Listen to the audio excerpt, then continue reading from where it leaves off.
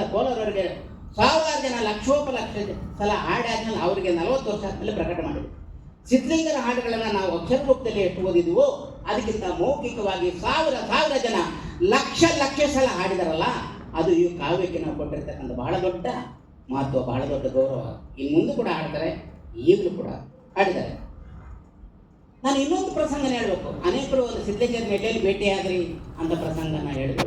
ನಾನು ಅಂಥ ಪ್ರಸಂಗಗಳನ್ನ ಹೇಳ್ಬೋದು. ಆ ಪ್ರಸಂಗಗಳನ್ನ ನಾನು ಬದುಕಿಡ್ತೀನಿ. ಇನ್ನೊಂದು ಪ್ರಸಂಗ ಹೇಳ್ತೀನಿ. ನಾನು ಮೈಸೂರಲ್ಲೇ ಬೆಂಗಳೂರು ಯೂನಿವರ್ಸಿಟಿಯಲ್ಲೇ ವ್ಯಾಲ್ಯೂಷನ್ ಮಾಡ್ತಿದ್ದೆ.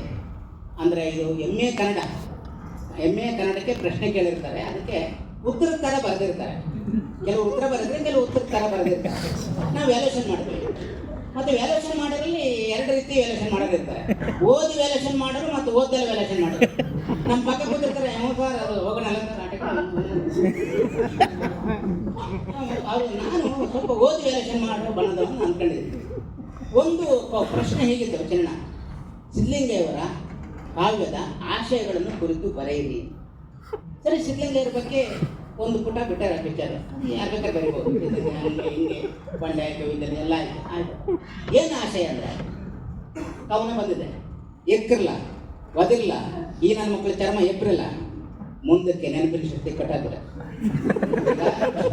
ಊರಿಗೆ ದೇವ್ರ ಒಬ್ಬನೇ ಅಂತಾರೆ, ಊರಿಗೆ ಒಂದೊಂದು ಗುಡಿ ಕಟ್ಟಿಸ್ತವ್ರೆ ಅಂತ ನೆಕ್ಸ್ಟ್ ಸಾಲ ಬರ್ಬೇಕು.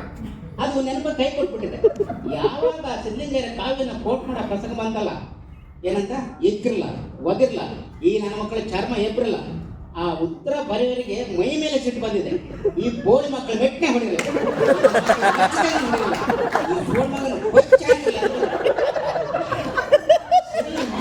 ನೆನಪು ಮಾಡಿದೆ. ಇವ್ರದ್ದು ಸರಿ ಇತ್ತು, ನನ್ನ ನೆನಪಿನ ಶಕ್ತಿ ಕೈ ಕೊಟ್ಟಿರ್ಬೋದು, ಸರಿ ಇರ್ಬೋದು. ಯಾಕಂದ್ರೆ ಮಚ್ಚಿ ತಗೊಂಡು ಹಾಕಿರಲ್ಲ, ಮೆಟ್ಟನೆ ಹೊಡಿಲ್ಲ, ಮಾಡ್ಬೋದಿಲ್ಲ ಅಂತ ಬರ್ಬಿಟ್ರಲ್ಲ, ಇಬ್ಬರು ಇರ್ಬೋದು. ಸ್ವಲ್ಪ ರೇಟ್ ತಗೊಂಡು ಅಲ್ಲೇನು ಯಾರು ಟೈಮ್ ಕೊಡ್ಬೇಕಾಗಿಲ್ಲ. ಸುಮ್ಮನೆ ಯೋಚನೆ ಮಾಡಿದ್ರೆ ಇಲ್ಲ ಅಂತ ಬರ್ದಿಲ್ಲ. 4 ಸಾಲು ಊರಿಗೆ ಒಂದೊಂದು ಗುಡಿ ಕಟ್ಟಿಸ್ತವ್ರೆ, ಹೀಗಿದೆ ಯಾಕೆ ಬರ್ದಿರ್ಬೋದು ಅಂತ ನಾನು ಮತ್ತೆ ಉತ್ತರ ಕಂಡ್ಕೊಂಡೆ. ಇಲ್ಲ, ಅಲ್ಲಿ ಪಾಠ ಮಾಡಿದ್ದಾರೆ ಕ್ಲಾಸ್ ಒಳಗಡೆ, ಅತ್ಯಂತ ನೀರಸ ಪಾಠ ಮಾಡಿರ್ತಾರೆ. ಅವರನ್ನು ಕುರಿತು ಹೇಳಿದ್ರಲ್ಲ, ಅವ್ರು ಹೊಡಿಲ್ಲ, ಜಾಡಿಸಿ ಮಚ್ಚಿಲ್ಲ, ಅವ್ರಿಗೆ ಹೇಳಿದ್ರು ಮತ್ತೆ ಇಲ್ಲ. ಪಾಠ ಮಾಡಿದವರಿಗೆಲ್ಲ ಪಾಠ ಮಾಡಿದ್ರೆ ಚೆನ್ನಾಗ ಮಾಡಿರ್ಬೋದು. ಸಿದ್ಧಲಿಂಗರ ಕಾಲದ ಆಶಯಗಳನ್ನು ಕುರಿತು ಬರೀರಿ ಅಂತ ಯಾಕೆ ಪ್ರಶ್ನೆ ಕೇಳಿರ್ಬೋದು, ಪ್ರಶ್ನೆ ಕೇಳಿದ್ರಲ್ಲ ಅವ್ರನ್ನ ಕುರಿತು ಗ್ಯಾರಂಟಿ ಅವ್ರು ಸಿಕ್ಕರೆ ಪ್ರಶ್ನೆ ಕೇಳಿದವ್ರನ್ನ, ಯಾಕಂದ್ರೆ ಉತ್ತರ ಬರ್ತಾ ಇಲ್ಲ, ಏನ್ ಮಾಡ್ಬೇಕು. ಅದಕ್ಕೆ ನಮ್ಮ ಮಚ್ಚದಂಗೆ ನೋಡಿರಲ್ಲ, ಮೆಟ್ಟೆ ನೋಡಿರಲ್ಲ, ಕೊಚ್ಚು ಹಾಕಿಲ್ಲ ಅಂತ. ಆಮೇಲೆ ಕೊನೆ ಮನಸ್ಸು ಹೇಳಿತು, ಇಲ್ಲ ಪಾಠ ಮಾಡಿದವ್ರ ಬಗ್ಗೆ ಆಕ್ರೋಶ ಅಲ್ಲ, ಪ್ರಶ್ನೆ ಕೇಳಿದವ್ರ ಬಗ್ಗೆ ಅಲ್ಲ, ವ್ಯಾಲ್ಯೂಷನ್ ಮಾಡ್ದಲ್ಲ ನನ್ನ ಬಗ್ಗೆ ಕೊಚ್ಚಲ್ಲ. ಆ ಕಡೆ ನೋಡ್ಬಿಟ್ಟು ಇಲ್ಲ ಬೇಗ ವ್ಯಾಲ್ಯೂಷನ್ ಮಾಡಿಬಿಟ್ಟು ಆಟಕ್ಕೆ ಮೊದಲೇ ಫೋನ್ ಮಾಡ್ಕೊಂಡಿದ್ದೆ. ಈಗ ನಾನು ಎಲ್ಲಿಗೆ ಸೇರ್ಬೇಕೋ ಅಲ್ಲಿಗೆ ಸೇರಿದೆ. ಅವತ್ತಿನ ದಿವಸನಲ್ಲೂ ಬದುಕಿದೆ. ಅಂದರೆ ಒಂದು ಕಾವ್ಯ ಉತ್ತರ ತಪ್ಪಾಗಿರ್ಬೋದು, ಅವರು ಒಳಗಡೆ ಮಾಡಿರ್ತಕ್ಕಂಥ ಇನ್ಸ್ಪಿರೇಷನ್ ಇದೆಯಲ್ಲ, ಇದು ಸೊಸೈಟಿ ಒಳಗಡೆ ಬೇರ್ಪಡಿದ್ದಾವೆ ಸ್ವಾಮಿ.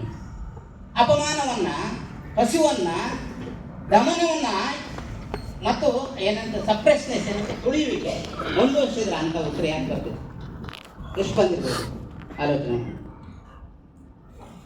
ಆಮೇಲೆ ಈ ಹೊಲಮದಿರ ಹಾಡು ಅಷ್ಟು ಮಾತ್ರ ಮಾತಾಡ್ತೀನಿ, ನಾನು ಬೇರೆ ಕಾವ್ಯ ಜೊತೆ ಮಾತಾಡಲ್ಲ. ಅದ್ರಲ್ಲಿ 21 ಅಂತ ಹೇಳಿದ್ದೀನಿ. ಅಲ್ಲಿ ನೀವೊಂದು ಹೇಳಿದಲ್ಲ, ಸಿಡಿತೀನಿ ಕೊನೆ ಮನುಷ್ಯ ಆಯ್ತೀನಿ, ಅದು ಕವಿಯ ನಿರೂಪಣೆ ಅಲ್ಲ. ಇವರು ಕಂಡಿದ್ದ ಇನ್ಫಾರ್ಮೇಷನ್ ಅದು ಒಂದು ಮೂಳೆ ಮಾತಾಡ್ತದೆ, ಅದರಲ್ಲಿ ಮಿಂಡ್ರು ಕುಡಿದವರು ಅಂತ ಬರ್ತದೆ. ಅದು ಕವಿಯ ನಿರೂಪಣೆ ಅಲ್ಲ. ಇವರು ಕಂಡ ಇನ್ಫಾರ್ಮೇಷನ್ ಒಂದು ಮೂಳೆ ಮಾತಾಡ್ತದೆ. ಕವಿಯ ನಿರೂಪಣೆ ಬೇರೆ, ಕವಿಯ ಬೇರೊಂದು ವಸ್ತು ರೂಪಕದ ಮೂಲಕ ಮಾತಾಡೋದು ಬೇರೆ. ಅದು ಮಾತಾಡೋದು ಒಂದು ಮೂಳೆಯ ಹಾಡು.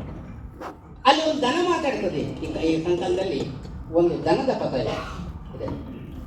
ಆಮೇಲೆ ಈ ಇದನ್ನು ಬರೀ ಹೊಡೆದು ಹಂಗೇನಲ್ಲ.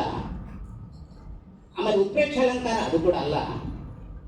ಯಾರು ಉತ್ಪ್ರೇಕ್ಷ ಅಲಂಕಾರ ಚಕ್ರವರ್ತಿ DR ಅವರು ಹೇಳಿದ್ರಲ್ಲ, ಯಾರಿಗೆ, ಇವರಿಗೆ, ಸಿದ್ಧಲಿಂಗರ ಕಾನೂನುಗಳು ಉತ್ಪ್ರೇಕ್ಷ ಅಲಂಕಾರ ಆಗಿದ್ರೆ ಅನ್ನೋದಾದರೆ, ನೀರೊಳಗಿದ್ದು ಬೆಮರ್ತನ ಹುರುಗ ಪದಾಕಮ ಅನ್ನೋದು ಅತ್ಯಂತ ದೊಡ್ಡ ಉತ್ಪ್ರೇಕ್ಷ ಬೇಕಾಗಿತ್ತಲ್ಲ. ರಂಗನಿಗೆ ಯಾಕೆ DR ಹೇಳಿಲ್ಲ?